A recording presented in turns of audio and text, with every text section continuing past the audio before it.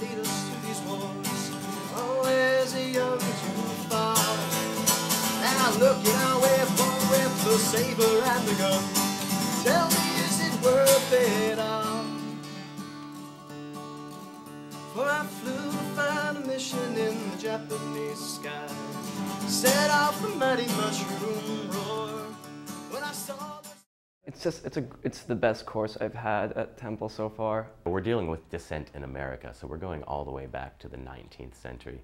And one of the assumptions of the course, I think, is that political and social change is often accompanied by aesthetic change. What I find very interesting for this course is it's one venue at the university where students can learn something about subjects that are not very commonly broached in academic discourse. What is anarchism? What is terrorism? What is separatism? What is libertarianism? We deal with a lot of these isms that we've come to recognize as part of political ideologies. So we look at where they intersect and where they overlap and what distinguishes one from another.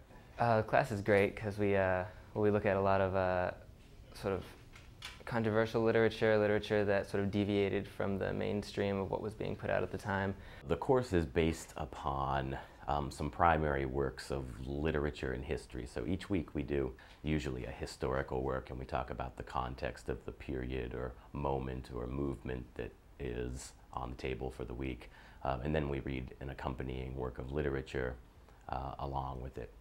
We begin the course with some very controversial works in the post-9/11 era. One of the works we do is an essay by Ward Churchill, a University of Colorado professor whose tenure was revoked after he made comments comparing World Trade Center victims to little Eichmanns. We also discuss a novel by Nicholson Baker entitled Checkpoint, which is basically a test of the limits of free speech in the post-9/11 world as it dramatizes the planning of the assassination of a sitting president. We look at books by Noam Chomsky, which were recommended by Hugo Chavez in front of the UN in 2005, I believe. And we also look at a book by William Bloom, a political scientist whose work was recommended by Osama bin Laden in 2000. And so these are highly controversial works, and one of the things we want to do in the course is kind of bring those controversies to light, certainly not perhaps advocating the arguments made in those works, but talking about the controversies and what issues they raise. And it's just great to be able to study those opinions, because most of that stuff just gets filtered out and we don't hear about at all. One of the things I did for the course, which is very exciting, is a YouTube channel that pulls together hundreds of videos that are available on that website for students' use. Among them we have popular music from the 60s and 70s and 80s, and protest music, and live readings of poems, and interviews with Noam Chomsky and Michel Foucault.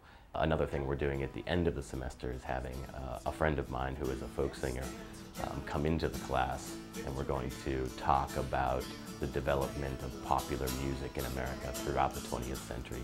And we're going to begin with folk music in the early 20th century and talk about its relationship to romantic poets, the ballad tradition, and other forms of populist musical expression. And he's going to intersperse some songs, and we're going to move into the 50s and 60s, and he may do a Phil Oakes song or a Bob Dylan song or another popular folk singer to give students an idea of what the music sounds like. I would look at a lot of ideas that you don't usually talk about in a college classroom, and that you may not get to talk about even in public a lot of the time. I love talking to students about the issues that are raised by texts, whether they're philosophical issues or political issues. I love being part of enriching students' experience in academia. I joke with students that sometimes I feel like a DJ. We're going all the way back to 1856. Here's Walt Whitman.